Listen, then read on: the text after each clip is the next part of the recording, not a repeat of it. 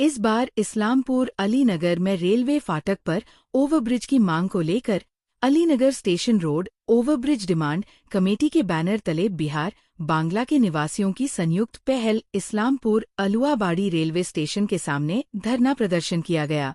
इस कार्यक्रम में इस्लामपुर नगरपालिका चेयरमैन कन्हैयालाल अग्रवाल, इस्लामपुर में विधायक अब्दुल करीम चौधरी वार्ड संख्या 4 के पार्षद गुरदास साहा समेत कई वार्डों के पार्षदगण और federation of Islampur traders organisation के अध्यक्ष कन्हैयालाल बोथरा समेत कई संगठनों के पदाधिकारियों के अलावा बिहार के किशनगंज जिला परिषद सदस्य प्रतिनिधि शमशागज सहित अन्य नेता शामिल हुए। इसके अलावा Alinagar station road overbridge demand committee ने इस्लामपुर अलुआबाड़ी रेलवे स्टेशन प्रबंधक को ज्ञापन दिया। उनका दावा है कि इस्लामपुर अलीनगर स्थित रेलवे फाटक पर लगातार जाम लगा रहता है, इसलिए लंबे समय से ओवरब्रिज की मांग की जा रही है। उन्होंने रेलवे को पहले भी एक मांग पत्र सौंपा है। उन लोगों ने जल्दी से जल्दी ओवरब्रिज बनाने की मांग की है।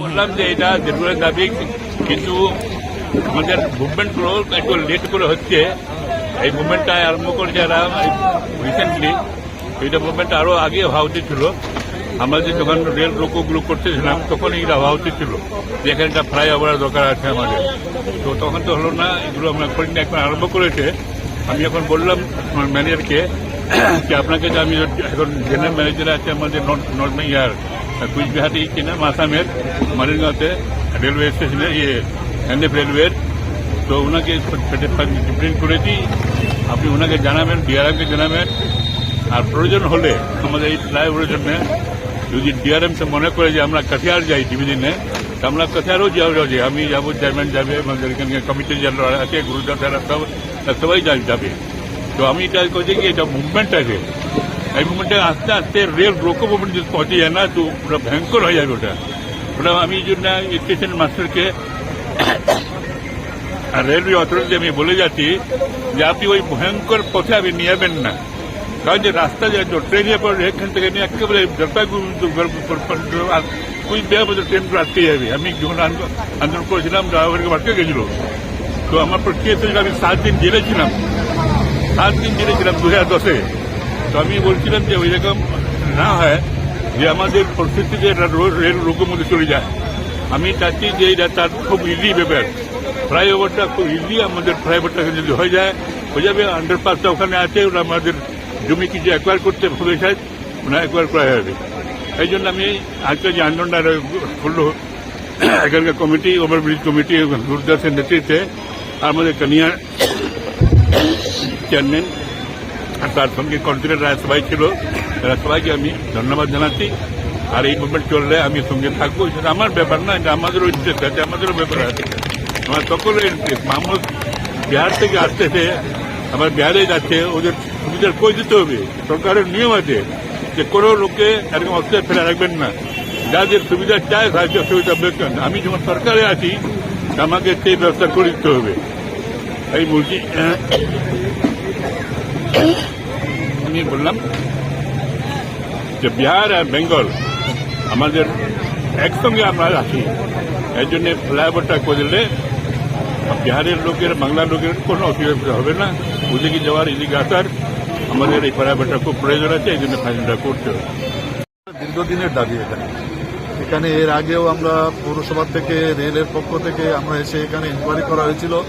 এখানে 277 নম্বর যেটা গেট আছে, এখানে রেলের অনেক জায়গা আছে, এখানে জায়গার কোনো সমস্যা নেই। খোদ্দারে যে বাড়িটা আছে তারপরেই কিন্তু রেলের জায়গা, একদম রেল বিহার পার করেও রেলের অনেক জায়গা আছে। তো এখানে যদি রেল ফ্লাইওভার যদি করে তাহলে জমি নিয়ে কোনো সমস্যা নেই। আর এক সময় তো এত ট্রেন ছিল না, এখন তো 5 মিনিট পরে ট্রেন আছে, আপ ডাউন দুটোই আছে, সবসময় রেল গেট বন্ধ থাকে। আর যখনই একবার বন্ধ হয় আবার দুদিকে জাম লেগে যায়, আবার খুলতে ওই গাড়িগুলা পাস হতে হতে আবার গেটটা পড়ে যায়, এটাতে মানুষের খুব অসুবিধা হয়। আমরা চাই এখানে ইমিডিয়েট এই ফ্লাইওভারটা হোক। আর শান্তিনগরে যেটা আছে সেখানে যদি আন্ডারপাস হয়, বা যেটা আমি কাউন্সিলরের সঙ্গে কথা বলেছিলাম, বলছে দাদা ওখানে যদি একটা বড় করে একটা যদি কালভার্ট হয়ে যায়, কালভার্টের নিচে থেকেও লোকজন যাতায়াত করতে পারবে, উপর থেকে ট্রেন যাবে, তো যেটাই ফিজিবল হবে সেটাই রেলকে করবে। এটা দুটো, যেহেতু এলাহাবাড়ি রেলওয়ে স্টেশনটাও ইসলামপুর টাউনের মধ্যেই আছে, এখানে মানুষের খুব অসুবিধা হয়। একমাত্র রাস্তা আছে 277 নম্বর গেটে ফ্লাইওভার করা, আর 278-এ আন্ডারপাস বা যেটাই রেলের পক্ষে যদি ওখানে ফ্লাইওভার হতে পারে রেল এডমিশন করে, তাতেও কোনো অসুবিধা নেই। নাহলে কমসে কম আন্ডারপাসটা হোক। ধন্যবাদ। চলো। ये दोनों तरफ का समस्या है और खास करके बिहार के लोग ज्यादा इससे प्रभावित होते हैं, क्योंकि लगभग 10 पंचायत पीछे है, जिसका आबादी लगभग 1.5 से 2 लाख है पंचायत का। तो वहाँ के लिए बहुत जरूरी है, क्योंकि हम लोग जो बिहार के लोग हैं हर काम के लिए इस्लामपुर आना पड़ता है। तो ये रेलवे गेट जो बंद रहता है उसको हमको बहुत सारे प्रॉब्लम का सामना करना पड़ता है, खास करके पेशेंट और स्कूल के बच्चों के लिए। तो उस चीज के लिए हम लोग धरना रखे थे और अब उम्मीद है, पहले तो ज्यादा उम्मीद नहीं था, लेकिन अब क्योंकि एमएलए साहब और कन्हैया जी दोनों शामिल हो गए, तो हम लोग को 100% यकीन है कि अब ये रेलवे फ्लाई ओवर ब्रिज जो है उसको बनना ही बनना है, क्योंकि ये दोनों जहाँ चले आते हैं वो काम को मतलब करने से कोई रोक ही नहीं सकता है। तो हमें उम्मीद है कि अब ये काम जल्दी पूरा हो जाएगा।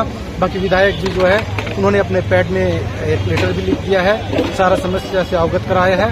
उसके अलावा जो चेयरमैन है कन्हैया जी, उन्होंने, क्योंकि जो रेलवे वाला था वो ये बहाना करते थे कि पड़ोसेवा जो म्यूनिसिपैलिटी है वो नो ऑब्जेक्शन सर्टिफिकेट नहीं दे रहे हैं, इसलिए हम लोग वहाँ काम नहीं कर पाएंगे। लेकिन कन्हैया जी ने आज जो डेपुटेशन था उसमें क्लियरली मेंशन कर दिया है कि मेरे तरफ से कोई रुकावट नहीं है, नो ऑब्जेक्शन सर्टिफिकेट इशू कर चुके हैं और वो यहाँ आए भी थे। तो अब हमें उम्मीद है कि बहुत जल्दी ये सारा काम हो जाएगा। आपका नाम? मेरा नाम है शम्स आगाज। मैं यहाँ बिहार के तहसील चेयरमैन है, वो जिला परिषद है, तो उनकी जगह मैं यहाँ एज ए रिप्रेजेंटेटिव आया हूँ। প্রথমেই আমি এই কমিটির প্রতিটি সদস্যবৃন্দকে আন্তরিক ধন্যবাদ যে ওরা এত সুন্দর একটা অর্গানাইজেশন করেছে এবং ইনফ্যাক্ট ওনারা আমাকে স্থির করেছেন, সেই দায়িত্বভার পালন করার সচেষ্ট আমি। আজকে যে কারণে আমাদের এই আন্দোলন, সেটা শুধু আমাদের প্রবলেম না, এটা দুটো রাজ্যের বৃহৎ প্রবলেম, এটা বার্নিং ইস্যু। আর এই বার্নিং ইস্যুকে রেলওয়ে কর্তৃপক্ষ কেন অবজ্ঞা করছে আমরা সেটা কোনো অজুহাত খুঁজে পাচ্ছি না। আজকে আমাদের ওয়েস্ট বেঙ্গলের বুকেই যদি দেখা যায়, আজকে 2023-এ মোস্ট প্রবাবলি অক্টোবর মাসের 28 তারিখে এখানটা অমৃত ভারত যোজনার মধ্যে আলাহাবাড়ি রেলওয়ে স্টেশনকে সংযোজিত করা হলো। তার কাজ উন্নতি আমরা লক্ষ্য করছি। আমরা এসে আশা করেছিলাম ওই অমৃত ভারত যোজনার মধ্যেও এই ফ্লাইওভারটা থাকবে, কিন্তু পরবর্তীতে দেখলাম সেই ফ্লাইওভারটাও নাই।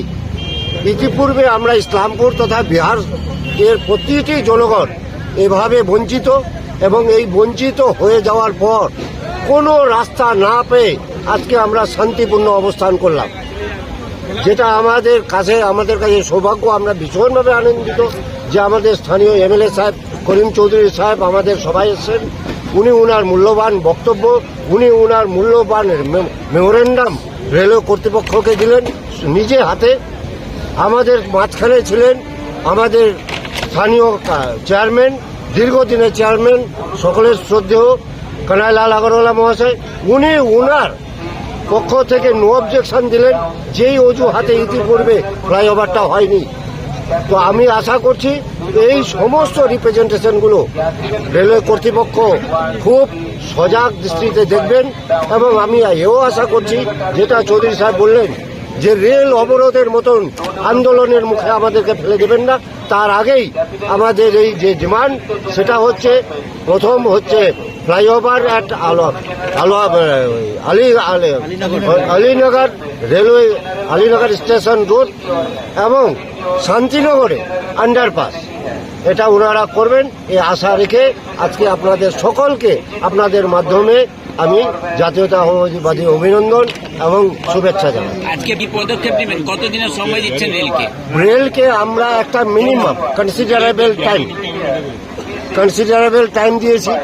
আমরা আশা করছি উইদিন দিস ফিনান্সিয়াল টেনিওর ওনারা এটার মধ্যে ডিসিশন নেবেন। যদি না নেন তাহলে এর পরে আমরা আমাদের অভিভাবকদের সাথে আলোচনা করে বৃহত্তর আন্দোলনে যেতে বাধ্য হব।